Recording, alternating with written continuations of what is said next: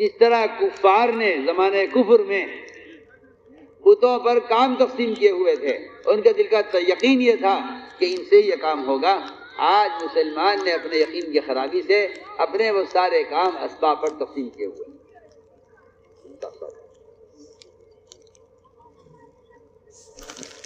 آپ کو اس بات پر اشکال ہوگا کہ مسلمان تو سبب کو بت کا درجہ نہیں دیتا، یہ ایسی بات کیوں کرتے ہیں؟ مسلمان تو سبب کو بت کا درجہ نہیں دیتا، یہ ایسی بات کیوں کہہ رہے ہیں؟ اسے کہتے ہیں بت، اسے کہتے ہیں بت کسے کہتے ہیں؟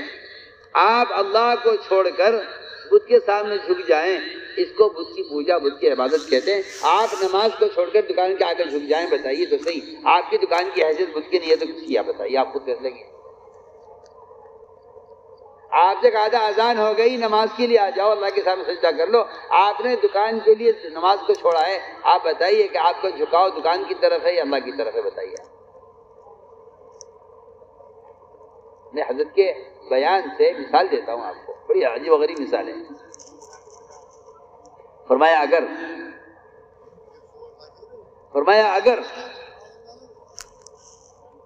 کسی مسلمان سے یہ کہا جائے کہ یہ جو بت کھڑا ہوا ہے سونے کا بنا ہوا پورا، اس سے کچھ ہوگا؟ مسلمان کہ نہیں، اس سے کچھ نہیں ہوتا۔ حضرت کے بیان سے میں جملہ نقل کر رہا ہوں، اگر کوئی سونے کا بت کھڑا کر دیا جائے بنا کر، اور مسلمان سے سارے مسلمانوں کو جمع کر کے پوچھا جائے کہ اس سونے کے بت سے کچھ ہوتا ہے؟ یہ سب کہیں کچھ نہیں ہوتا ہے۔ اور اگر اس کی ایک انگلی توڑ کر، صرف سونے کی ایک چھوٹی والی انگلی کاٹ کر اس کی اگر کسی مسلمان کو دی جائے اور اس سے یہ کہا جائے کہ کیا اس سے کچھ ہو جائے گا، تو اگر اس سے تو میری بیٹی کی پوری شادی ہو جائے گی، ولیمہ ہو جائے گا، زیور بن جائے گا، اس سے تو سارا جہیز تیار ہو جائے گا۔ آپ سوچئے تو صحیح، حضرت بیان میں سوال کر رہے ہیں کہ جب تو کل کا انکار کر کے آیا تھا، جس پر ایمان کیوں لے آیا؟ کیا عجیب بات ہے، سوچئے۔ وہاں کل کا انکار کیا ہے کہ نہیں، مجھ سے نہیں ہوتا، وہاں اس کی ایک انگلی توڑ کر اگر دے دی جائے کسی مسلمان کو تو وہ یہ کہے گا کہ اس سونے کے اتنے حصے سے تو میرے بات ہے۔ میں آپ کو یہ یاد آیا، محمود غزنوی سے، بہت مزے کی بات ہے، محمود غزنوی سے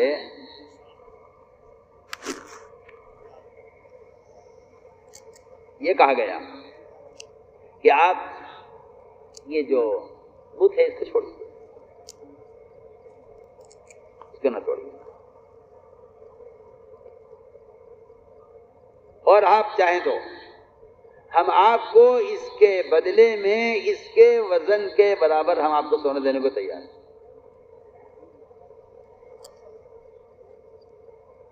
ہم آپ کو اس کے وزن کے برابر ہم آپ کو سونا دینے کے لیے تیار ہیں، مگر ہماری آپ سے درخواست یہ ہے کہ آپ اس کو توڑیے مت، آپ ہمیں بھیج دیجیے، ہم آپ کو اس کے وزن کے برابر آپ کو سونا دیں گے۔ اتنا وزنی تھا وہ بت، اتنا وزنی تھا کہ اس کا وزن کیا گیا تو اس سے زیادہ وزنی کوئی چیز نہیں تھی۔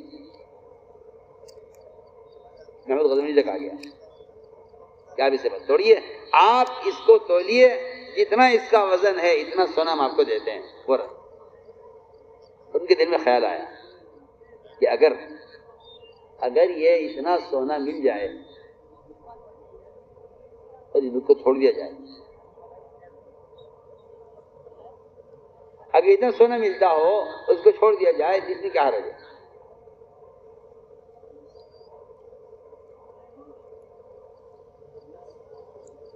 یہ محمود غزنوی انہوں نے مشورہ کیا اپنے ساتھیوں سے، سب نے کہا ہاں بہت اچھا ہے، اتنا مال ملے گا۔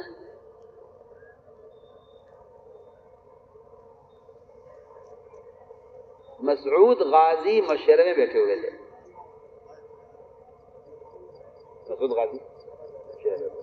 مسعود غازی نے یہ کہا محمود غزنوی سے کہ آپ کو اتنا سونا تو مل جائے گا، لیکن ہمیشہ کے لیے اللہ کے یہاں آپ کے صحیفے میں یہ لکھا جائے گا کہ جو بت شکن تھے وہ بت کے تاجر، بت کے خریدار بن گئے۔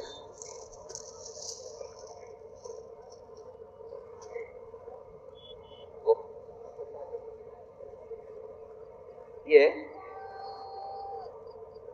یا مسعود غازی نے یہ مشورہ دیا، یہ آپ کیا کر رہے ہیں؟ ہمیشہ کے لیے کہا جائے گا کہ یہ آدمی بتوں کا تاجر ہے، بت خریدتا ہے۔ اس پر کہا کہ نہیں، کوئی گنجائش نہیں ہے اس کی کہ آپ اس کو سونے کے بھاؤ بیچے، اس کو گنجائش توڑی۔ لکھا ہے تاریخ میں کہ اس کو توڑا گیا تو اس کے اندر سے اتنے جواہرات اور اتنا قیمتی مال نکلا اس کے اندر سے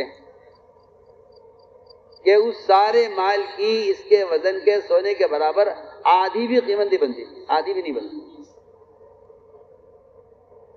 1/4 قیمت شاید بن جاتی ہو اس کی، جتنا اس کے پیٹ کے اندر سے۔ میں آپ کو اس کی مثال دے رہا ہوں۔ تو میں نے عرض کیا کہ اذا ذکر اللہ وحدہ اشمئزت قلوب الذین لا یؤمنون بالآخرہ واذا ذکر الذین من دونہ اذا هم یستبشرون۔ قرآن یہ کہتا ہے کہ جب صرف اللہ کی دعوت، اللہ کی توحید کو بولا جاتا ہے، جب اس کی وحدانیت کی دعوت دی جاتی ہے، دین کے راستے میں آنے والی تمام رکاوٹیں وہ بالکل بے حیثیت اور بے جان اور بے اثر ہو جاتی ہیں، اور جب اس کے غیر کی بڑائی بولی جاتی ہے تو اس کی ذات کا انکار کرنے والے خوش ہو جاتے ہیں۔ آپ صلی اللہ علیہ وسلم نے یہ شعر پڑھا، تلک الغرانی قل علا بین شفاعت ترتجا، کہ بھائی ان کی سفارش سے آخرت میں امید کی جا سکتی ہے نجات کی۔ سب خوش ہو گئے، سب نے کہا واہ واہ، آج تو محمد صلی اللہ علیہ وسلم نے آج تو ہماری بات مان لی ہے، اور اب تو ہمیں آپس میں اتفاق ہو گیا ہے، اور تو سارے جھگڑے ختم ہو گئے ہیں۔ جی ہمیں آپ سے بے تکلف آپ سے عرض کرتا ہوں، اگر آپ کفر کو راضی کرنے کے لیے، اگر آپ کفر کو راضی کرنے کے لیے، اگرچہ آپ کا ارادہ دل سے نہ ہو، اگر آپ کفر کو راضی کرنے کے لیے کفر کی تعریف کر دیں، نعوذ باللہ ثم نعوذ باللہ، اللہ تعالیٰ کے حکم کی خلاف ورزی کر دیں، کفر کو راضی کرنے کے لیے اللہ کا حکم توڑ دیں، تو اللہ تعالیٰ ایسے مسلمانوں کو غیروں کے حوالے کر دیتے ہیں۔ میں آپ سے کیا عرض کروں؟ یہ کہتے ہیں جی کیا کریں، مجبوری ہے، حالات ہیں۔ حضور اکرم صلی اللہ علیہ وسلم کو بیت اللہ کا طواف کرتے ہوئے حجر اسود کو بوسہ لینے کا شوق تھا، کیونکہ یہ بیت اللہ کے جو ہے ایک رکن میں ملتزم کے ساتھ یہ حجر اسود کا یہ لگا ہوا ہے، اس کو حجر اسود اس میں کہا جاتا ہے کہ یہ سارے پتھروں کا سردار ہے، دنیا اور آخرت، جنت سے لے کر دنیا تک جتنے بھی پتھر ہیں ان سب کا یہ سردار ہے، اس لیے اسود کہتے ہیں، یعنی اسود کہتے ہیں کہ کالا ہے، اس لیے اسود کہتے ہیں کہ یہ سردار ہے، یہ سردار ہے سارے پتھروں کا، سارے جواہرات، دنیا میں جو بھی قیمتی قیمتی پتھر ہو سکتا ہے یہ اس کا سردار ہے، اس سے بڑا، اس سے قیمتی، اس سے زیادہ اعلیٰ کوئی پتھر نہیں۔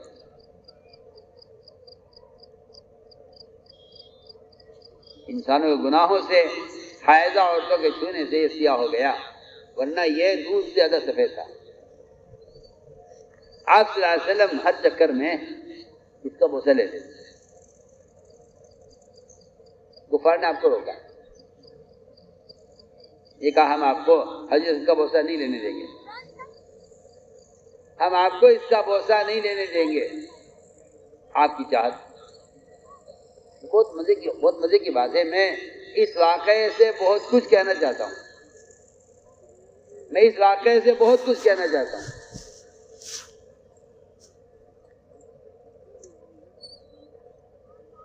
کیوں؟ باطل آپ سے یہ نہیں کہے گا آپ نماز مت پڑھیں، آپ روزہ مت رکھیں، آپ زکوٰۃ مت دیں، آپ حج مت کریں۔ باطل آپ سے کہے گا کہ دیکھو یہ والی جو سنت ہے اس کو چھوڑ دو، کیونکہ یہ سنت ہے، فرض نہیں ہے۔ آج میں کہتا ہوں جاہل اور گدھا ہے وہ شخص، اگرچہ وہ علم رکھتا ہو، اگر اس کے دل میں کسی سنت کے بارے میں ذرہ برابر بھی یہ خیال آ جائے کہ اس سنت کا یہ موقع نہیں ہے یا اس سنت کا یہ والا زمانہ نہیں ہے، ایسا آدمی محمد صلی اللہ علیہ وسلم کو پاگل سمجھتا ہے۔ جو علماء نے لکھا میں عرض کر رہا ہوں، ایسا آدمی محمد صلی اللہ علیہ وسلم کو پاگل سمجھتا ہے جس کا خیال یہ ہو کہ یہ والی سنت اس زمانے میں نہیں چلے گی، یہ اس زمانے کی سنت ہے۔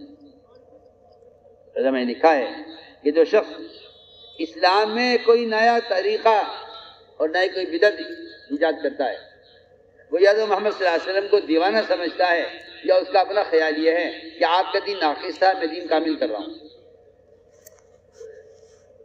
میں آپ سے بہت ہی اس واقعے میں بہت ساری چیزیں مجھے عرض کرتی ہوں۔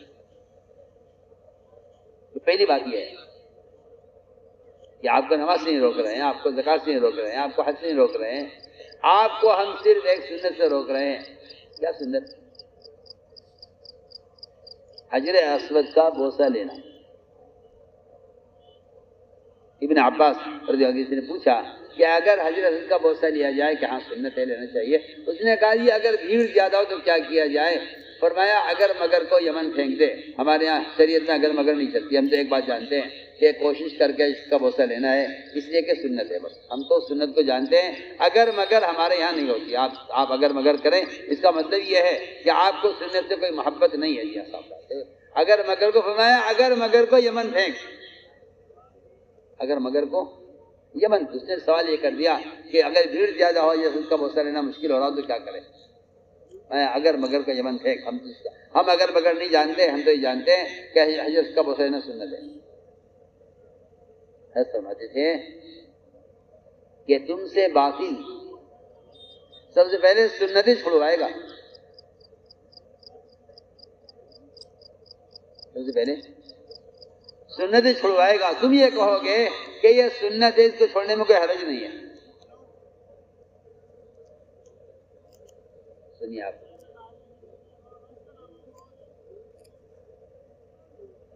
حالانکہ سنتوں کا نظام ایسا ہے کہ جو آدمی استنجے کی سنت کے طریقے کو ہلکا سمجھتا ہے وہ نماز کو ہلکا سمجھتا ہے، اور جو نماز کو ہلکا سمجھتا ہے وہ کافر ہے۔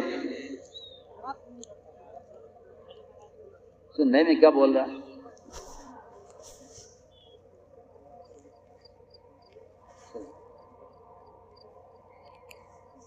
جو آدمی استنجے میں سنت کے طریقے کو ہلکا سمجھ رہا ہے، سب لکھا ہے علماء نے کہ منافقین یہ کہا کرتے تھے کہ تمہارے نبی ہے محمد صلی اللہ علیہ وسلم یہ چھوٹی موٹی چیزیں کیوں چھیڑتے ہیں، بڑے بڑے کام کریں، ادھر کفار مقابلے پر آ رہے ہیں، ادھر جنگیں ہو رہی ہیں، ادھر معرکے ہو رہے ہیں، ادھر یہ مسئلہ ہے، ادھر وہ مسئلہ ہے۔ اور پھر رہی بات، بھائی آپ نماز کی بات کریں، آپ روزے کی بات کریں، آپ یہ کیا اس والے ہاتھ سے استنجا کرو، اس والے ہاتھ سے کھانا کھاؤ، یہ کیا، اس کی کیا ضرورت ہے؟ ہم خود جو ہے تنگی پیدا کرنا زندگی میں، زندگی کھلی ہونی چاہیے۔ آج کل کے مسلمانوں کی اکثریت کا خیال یہ ہے کہ سنتوں سے، بلکہ میں تو کہتا ہوں کہ بعض لوگ بیچارے ایسے بھی جاہل ہیں جو سمجھتے ہیں کہ مسلمان کو کسی مخصوص لباس کا پابند کرنا یہ اسلام میں عصبیت ہے۔ یہ اسلام کی عصبیت نہیں ہے، یہ اسلام کی غیرت ہے۔ اسلام کی غیرت ہے، میری بات آپ توجہ سنیں گے، یہ اسلام کی غیرت ہے، عصبیت نہیں ہے۔ وہ تو پاگل ہے، جاہل ہے جو سمجھتا ہو کہ مسلمان کو کسی لباس کا پابند کرنا یہ اسلام کے اندر تنگی پیدا کرنا ہے۔ یہ تنگی پیدا کرنا نہیں ہے۔ میں کہتا ہوں کہ یہ لکھا ہے علماء نے کہ یہ اسلام کی غیرت ہے۔ اسلام میں لباس کے طرز کی قید، اسلام میں لباس کی طرز کی جو قید ہے، میں بہت ضروری عمل کر رہا ہوں۔ میں تو بہتر کروں آپ سے کہتا ہوں، جو لوگ پینٹ پہنتے ہیں وہ اللہ تعالیٰ کی دشمنی کی طرف، اللہ سے دشمنی کرنے کی طرف جا رہے ہیں۔ جو لوگ پینٹ پہنتے ہیں، بالکل یقینی بات ہے، عجیب بات لکھی علماء نے لکھا ہے کہ ایک شخص اگر یہ کہتا ہے، مجھے یہ والا لباس پسند ہے، اگر کوئی آدمی یہ کہتا ہے مجھے یہ والا لباس پسند ہے تو ایسا مسلمان نبی کے ساتھ غدار ہے.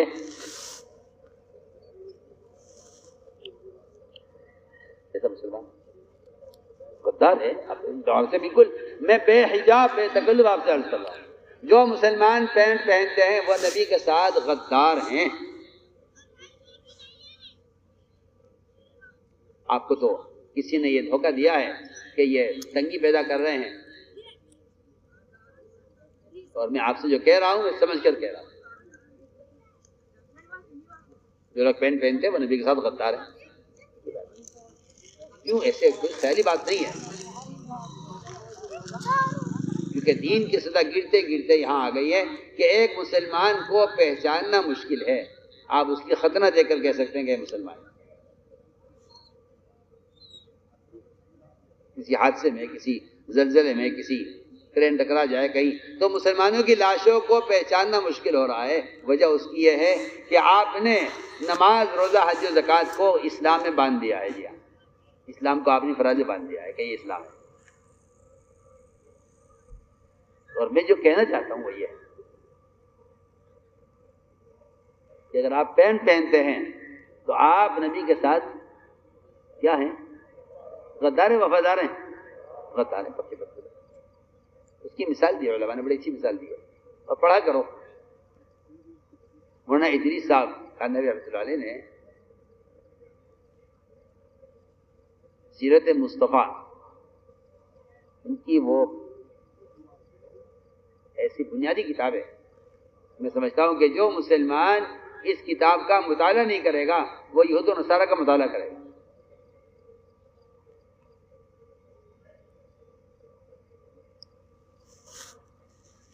وہ لکھتے ہیں عجیب بات لکھتے ہیں. وہ کہتے ہیں کہ دو قومیں ہیں، دو ملک ہیں. دو ملک ہیں، دونوں آپس میں لڑائی ہے. ممالک کی لڑائی ہوا کرتی ہے. کہیں دفاعی لڑائی ہے، کہیں اپنی حدود کی حفاظت کی لڑائی ہے. جی ہاں، کہیں کسی کو کچلنے کی لڑائی ہے، کہیں کسی کی طاقت کو توڑنے کی لڑائی ہے. وہ فرماتے ہیں کہ دو ملک آپس میں اگر اختلاف کرتے ہیں، لڑائی ہے تو آپس کی دونوں کی لڑائی ہے. اگر اس ملک کا فوج کا ایک آدمی یہ کہتا ہے کہ مجھے اس والے ملک کی فوجی کا لباس پسند ہے، تو بتائیے کیا اس کا ملک اس کو اجازت دے گا؟ عجیب و غریب بات.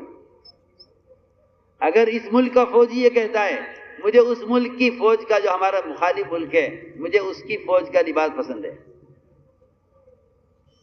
تو بتائیے کیا اس ملک کی فوج اپنے فوجی کو دوسرے اپنے مخالف ملک کی فوجی کا لباس پہننے کی اجازت دے گی کہ بھئی کوئی بات نہیں، آپ کو اس کا شوق ہے، آپ یہ پہنیے، آپ یہ پہنیے، آپ کو پہنیے، آپ کہتے ہیں کیا بات ہے؟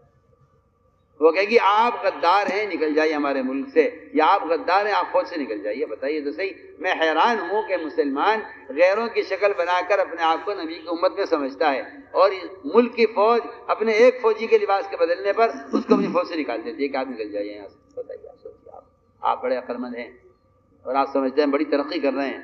آپ سمجھتے ہیں ہم نے اسلام کو آسان کیا ہے، آپ نے اسلام کو برباد کیا ہے. آپ اسلام کو آسان نہیں کرتے، آپ اسلام کے دشمن ہیں.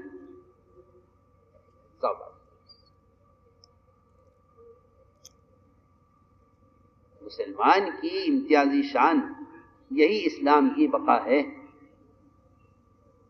اسلام کی بقا اسی جگہ مسلمان کی امتیازی شان ظاہر ہو. قرآن نے کہا ہے کہ تم مسلمان تقوی کے بغیر نظر نہیں آ سکتے. ان تتقوا اللہ یجعل لکم فرقانا. تمہاری پہچان، تمہاری امتیازی شان جو کچھ بھی ہے وہ صرف اور صرف اتباع سنت سے ہے. اگر اتباع سنت اگر آپ نہیں ہیں تو آپ کو یہ دیکھ کر یہودی سمجھا جائے گا، نصرانی سمجھا جائے گا. آپ یہ کہیں میں تو نماز پڑھتا ہوں، روزہ رکھتا ہوں. حضرت فرمایا کرتے رضی اللہ تعالیٰ عنہ کہ تم اپنے ظاہر سے اگر اپنے آپ کو مسلمان ظاہر کرتے ہو تو ہم تم پر اعتماد کریں گے، تمہیں قریب کریں گے، تمہیں اپنا سمجھیں گے، اگرچہ تمہارا تنہائی اللہ کے ساتھ کیسی ہے تم جانو. اگر کوئی بھی یہ کہتے ہو کہ جی آپ کو نہیں معلوم میں تہجد پڑھتا ہوں، ذکر کرتا ہوں، روزہ رکھتا ہوں، نماز پڑھتا ہوں، زکوٰۃ دیتا ہوں، فرمایا تمہارا اللہ کا معاملہ ہے، تم جانو تو اللہ جانے، ہمیں اس سے کوئی مطلب نہیں ہے، ہم تو ظاہر کو دیکھیں گے. میں نے ایک مثال دی ہے. آپ صلی اللہ علیہ وسلم کو حجر اسود کا بوسہ لینے سے روکا. سنیے آپ کو بوسہ نہیں دیتا. آپ کی چاہت یہ ایک ایسا عجیب و غریب حصہ ہے جس سے ہمیں ایک سبق ملتا ہے. وہ سبق یہ ملتا ہے کہ اگر ہم ان کی ایک بات مان لیں، اپنی ایک بات منوا لیں، اس کا مطلب یہ ہوا کہ آپ نے دنیا والوں کے ساتھ دین پر معاملہ کر لیا. ایک بات آپ ہماری مان لو، ایک بات آپ مان لیں. حضرت تھانوی میں لکھا ہے کہ یہ مصلحت نہیں ہے، یہ باطل کے ساتھ مصالحت ہے. چلیے آپ مساوات کیجئے، میں آپ کی کچھ باتیں مان لیتا ہوں، میری کچھ باتیں مان لیں، چلیے ہم دین پر معاملہ کر لیتے ہیں. یہاں مسلمان پہنچا ہے اب کہ وہ دین پر غیروں کے ساتھ مصالحت کر رہا ہے. تو میں نے عرض کیا کہ آپ صلی اللہ علیہ وسلم کو ہلکا سا خیال آیا کہ اگر انہوں نے کیا کہا؟ انہوں نے یہ کہا کہ اے محمد صلی اللہ علیہ وسلم، ہم آپ کو اجازت دے دیں گے حدیث کا بوسہ لینے کی، مگر ہماری ایک شرط ہے. پہلے روکیں گے، پھر اپنا ایک مطالبہ کریں گے. ہماری ایک شرط ہے کہ آپ جب طواف کیا کریں تو جو ہمارے بت رکھے ہوئے ہیں بیت اللہ میں، آپ ان بتوں پر ہاتھ پھیرتے ہوئے ان بتوں کو آگے جھکتے ہوئے جایا کریں. یہ ہماری بات، یہ ہمارا مطالبہ ہے. اور یہ مطالبہ اس لیے نہیں ہے کہ آپ اپنے رب کو چھوڑ دیں، نہیں، اپنے رب کو آپ باقی رکھیے، آپ اپنی عبادت کیجیے، پھر رب کو باقی رکھیے، مگر جو ہمارے ارباب ہیں، جو ہمارے معبود ہیں، آپ ان سے بھی تعلق ثابت کیجئے تاکہ ہمارا آپ کے درمیان محبت پیدا ہو، ہمارا آپ کے درمیان تعلقات اچھے ہو جائیں، ہمارا آپ کے درمیان سے دوری ختم ہو جائے. جی ہاں، صاف میں آپ سے بالکل کھل کر کہہ رہا ہوں، یہ ان کا مقصد تھا. آپ صلی اللہ علیہ وسلم کو ہلکا سا خیال آ کے گزر گیا کہ اگر صرف دکھلانے کے لیے نہ خوش کر دیا جائے، اور یہ مجھے بیت اللہ کا یہ ہے اس کا بوسہ لینے دیں، اگر میں صرف دکھانے کے لیے ذرا سا اشارہ کر دوں تو کیا حرج ہے. اللہ نے کیا فرمایا جواب میں سنیا. اللہ نے فرمایا وَلَوْلَا أَن ثَبَّتْنَاكَ، نبی جی اگر ہم آپ کو آپ کے ایمان پر ثابت قدم نہ رکھتے، اس سے ہمارا فضل ہے کہ ہم نے آپ کو ایمان پر ثابت قدم رکھا. اگر ہم آپ کو ایمان پر ثابت قدم نہ رکھتے تو نبی جی بالفرض ہو سکتا تھا کہ آپ ان کے مطالبے پر صرف دکھلاوے کے طور پر بغیر دل کے ارادے کے ہلکا سا جھک جاتے. اگر آپ تھوڑا سا بھی جھک جاتے ان کی بات کی طرف، تو اللہ فرما رہے ہیں ہم آپ کو دگنا عذاب دنیا میں دیتے، دگنا عذاب آخرت میں دیتے. ہم نے اس بات ساری بات اس لیے عرض کی ہے کہ مسلمان معاشرے میں یا معاملات میں یا کھانے کمانے میں یا بیاہ شادیوں میں یا شکل اور لباس میں غیروں کی طرف جھکتا ہے جب اس کے دل سے اللہ کا تاثر ختم ہو جاتا ہے.